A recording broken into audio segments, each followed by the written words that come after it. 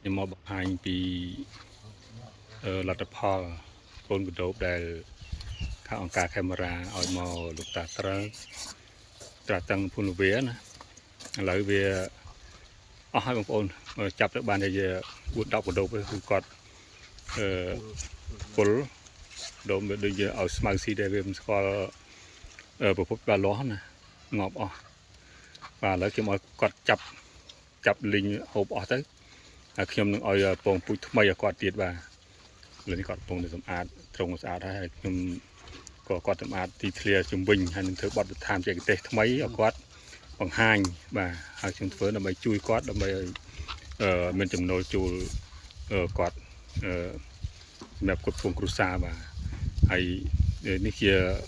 ពងពូជថ្មីបាទសូមជើញមើលបាទនេះបងអូនទុំដែលគាត់ជួយពងពូជបាទចំនួន3ខាំជាងរបស់គាត់ដើម្បីប្រកបដោយលោកតាត្រើងហើយគាត់នឹងបង្ហាញពីបច្ចេកទេសសម្រាប់បាញ់ហើយដាក់ពងដាក់អីយ៉ាងម៉េចចាំទស្សនាជាមួយគាត់ដើម្បីបត់បង្ហាញជាមួយនឹងចែដែលគាត់អ្នកចិញ្ចឹមនេះនៅបត់សុភ័ក្រដោយទៅជាមួយខ្ញុំបាទសូមអរគុណពងពូជដែលខ្ញុំដាក់ឲ្យគាត់អញ្ចឹងដល់ឥឡូវវាជន់យកហើយណាយើងដាក់ថ្ងៃទី1ទេអញ្ចឹងចាប់ពីថ្ងៃទី1ហ្នឹងរហូតដល់មួយអាទិត្យជិតពីយើងរកពីថ្ងៃទៅហើយជា7ទៅ8ថ្ងៃយើងបើកថងនេះមើលទៅបើឃើញញាស់មួយយើងយកថងនេះចេញអញ្ចឹងណាយើងយកថងនេះចេញហើយយើងបាញ់ទឹកតិចទៅបាញ់ទឹកទៀតបាញ់ទឹកតិចចឹងឲ្យវានៅសើតិចណាតតិចចឹងហើយយើងនេះទៅពួកវាញាស់ហើយអត់ទាន់ញាស់ក៏បាញ់ដែរបើញ៉ាំបាញ់យើងដាក់5ថ្ងៃកុំឲ្យវាស្ងួតមកស្ងួតតែស្ងួតងាប់ពងអស់ហើយព្រៀមពងងាប់ពងហើយដល់ពេលញាស់មកទូចសំខាន់ចម្លងមុនដំបូងគឺលឹកគេយើងកំដាក់កប៉ាតទេណាកណ្ដាកប៉ាតទេវាមានហៅថាមុខវាចូលស៊ីបានទេអញ្ចឹងយើងត្រូវការឲ្យជំនាញជើណាណាមុនដាក់ស៊ីមុនដាក់ក្នុងធុងណាយើងកាត់យ៉ាងមកយើងហាយទីទូចចឹងណាដូចគាត់បង្ហាញទីទូចបាទទៅវាស៊ីមិនស៊ីក៏យើងទៅដាក់ឲ្យវាធុងក្លិនធុងក្លិនជួនកាលវាស៊ីតិចជួនកាលវាអត់អស់មែនប៉ុន្តែស្លឹកនឹងក្រៀមកណាក្រៀមវាស៊ីឡើងកើតហើយយើងយកចេញមកយើងយកអាស្រស់ដាក់ទៀតអាថ្មីទៀតមកហើយមានស្មៅមានអីយកអាស្មៅស្រស់ដាក់ទៀតដើម្បីឲ្យវាធុងក្លិនវាទម្លាប់មានជាតិសំណើមនៅនឹងហើយវាធុងក្លិនវាចូលស៊ីតិចឡើងចាប់ពី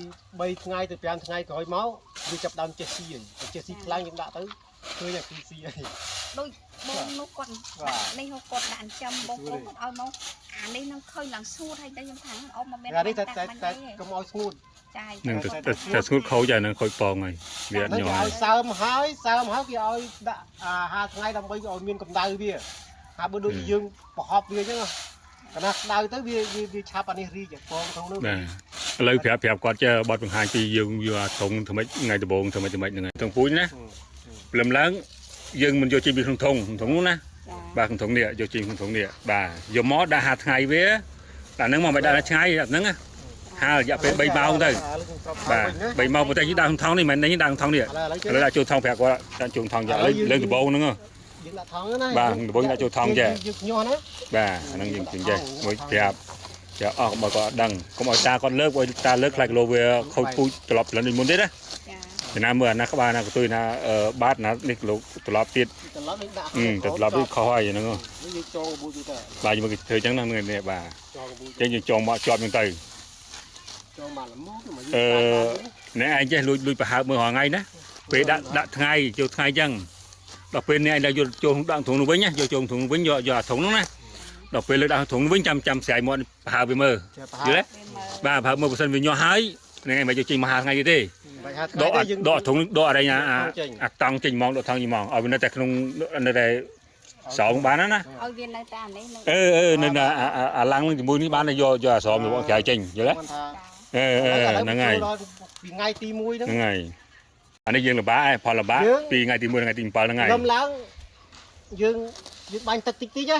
បាញ់ទឹកហើយយើងមានជើងម៉ាឬក៏ស្អីក៏បានហ្នឹងតែជើងម៉ាអញ្ចឹងណាថាថ្ងៃបាន1ម៉ោងឬក៏2ម៉ោងទៅ3ម៉ោងបានហ្នឹងហើយកុំឲ្យយូរលើសពីហ្នឹងគីឡូវាមានបញ្ហាពី2ម៉ោងទៅ3ម៉ោងអានឹងចន្លោះប៉ុណ្ណឹងពី3ម៉ោងចូលក្រោមបាទពី3ម៉ោងមកដល់1ម៉ោងហ្នឹងនឹងដាក់ទុកទៅដល់ពេលដាក់ក្តៅហើយ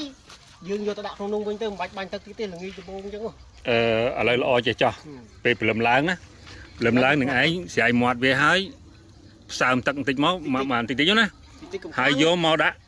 ចងមាត់នឹងវិញមកយកដាក់ហាត់ថ្ងៃគេហៅយល់ទេ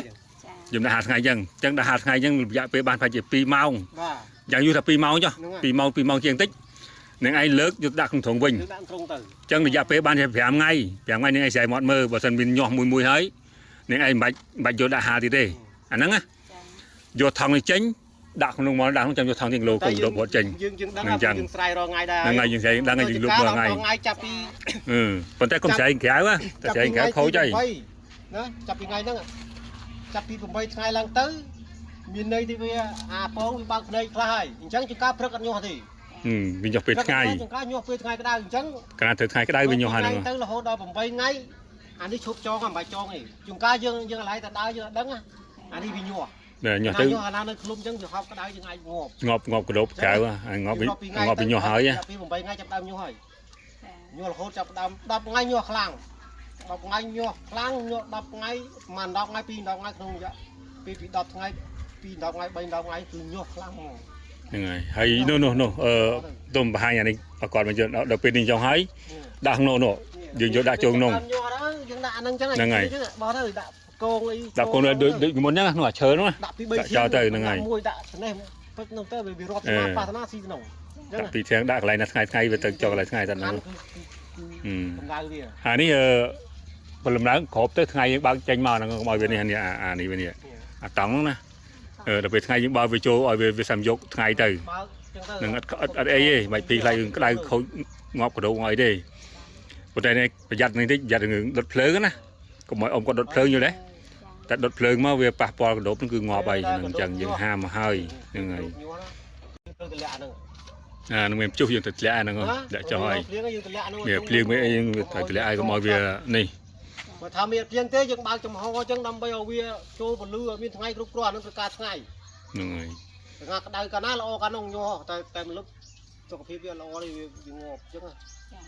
អានោះមកយើងរៀនបានម្ដងយើងធ្វើបានម្ដងថ្ងៃក្រោយយើងចេះហើយចេះហើយបាទនេះស៊ីទេនេះស្រួលណាហើយដល់ពេលវិធីហ្នឹងហើយសំណុកដាក់ពងវាវិធីដាក់ពងវាដល់ពេលចាប់ដើមអោបគូដល់ស្លាប់លេខទូរស័ព្ទខ្ញុំមានអានោះចាំមកប្រាប់វិធីវិទៀតខ្ញុំមកជួយបញ្យល់ថាឥឡូវដាក់ពងត្រូវដាក់ពងធ្វើម៉េចអញ្ចឹងឲ្យដាក់ពងរួចទៅពេលថ្ងៃយកពងក៏ប្រាប់ខ្ញុំដែរខ្ញុំមកបរៀនយកពងហើយយកពងបានយើងរៀបពងដាក់ភ្ញាស់វិញខ្ញុំមកបរៀនភ្ញាស់ពងដូចខ្ញុំអញ្ចឹងហើយធ្វើថាទៀតឲ្យចេះអាហ្នឹងទៀតគឺចប់ហើយចេះមានមុខរបរមកអាហ្នឹងស្រួលហ៎ខ្លួនឯងចង់ព្រីប្រហែលធុងប្រហែលតែហ្នឹងហើយដូចចិត្តហើយសាច់លេខទូរស័ព្ទខ្ញុំមានបើចង់លក់សាច់លក់ឲ្យខ្ញុំថាបើចាំបានបងខ្ញុំប្រាប់បងខ្ញុំមកជើនោះថាអ៊ំប្រុសយកមកថាចំណុចគាត់យកមកតែនេះគាត់ប្រាប់ហើយប៉ុណ្ណឹងយើងអាចតពូទៀតចង់ប្រហែលបើនេះបើថាកើតអត់បាក់ទេហ្នឹងហើយ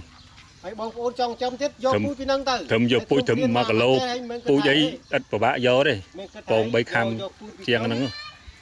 ខ្ញុំកំណត់ថាឲ្យគាត់លក់ឲ្យតែខ្ញុំទេណាអត់ទេទីផ្សារសេរីលក់ពីណាទៅចង់និយាយលក់ឲ្យពីណាលក់ទៅឲ្យតែគេទិញឲ្យបានថ្លៃឲ្យតែបានថ្លៃឲ្យអីបើថាលក់មិនចេញទេមកទេ100ខ្ញុំហ្នឹងហើយខ្ញុំតែទទួលទិញឲ្យវិញមិនឲ្យគាំងចោលទេបាទចង់និយាយចឹងហើយបើថាអីគេលក់ហ្នឹងគេទិញខ្លែងទិញហូបមកហ្នឹងហើយលក់តាមលក់ចោះហ្នឹងហើយនេះលើកទី2ហើយដែលយកឲ្យលោកតាជាមួយនឹងនេះហ្នឹងបាទខ្ញុំចង់គាត់ជោគជ័យអញ្ចឹងដល់ការទី2នេះខ្ញុំសង្ឃឹមថាចង់និយាយថាជូនពរគាត់ឲ្យជោគជ័យក្នុងការងារចិញ្ចឹមគោរពនេះបាទហ្នឹងហើយសូមអរគុណច្រើនអ្នកនរគ្នាបាទសូមជម្រាបលាបាទអរគុណច្រើនបាទ